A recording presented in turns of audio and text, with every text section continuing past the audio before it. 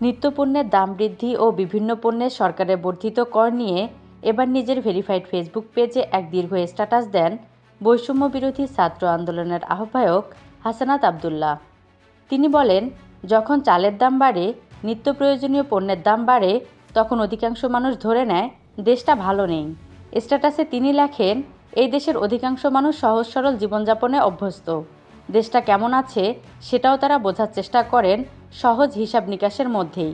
যখন চালের দাম বাড়ে, নিত্য প্রয়োজনীয় পণ্যের দাম বাড়ে, বাবা মা সন্তানের মুখে পুষ্টিকর খাবার তুলে দিতে ব্যর্থ হয়, তখন তারা ধরে নেয় দেশটা ভালো নেই।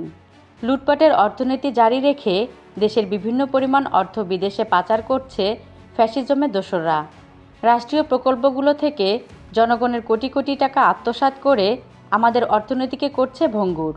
চাঁদাবাজের অত্যাচারে অতিষ্ঠ হয়ে অনেক তরুণ উদ্যোক্তা ব্যবসা করতে পারেননি, কিন্তু বিগত স্বৈরাচার আমাদের বলতে দিত না। জুলাইয়ের স্বাধীনতায় গণমানুষ আবার নিজেদের কথা বলার, হতাশা ব্যক্ত করার, প্রতিবাদ করার সক্ষমতা ফিরে পেয়েছে।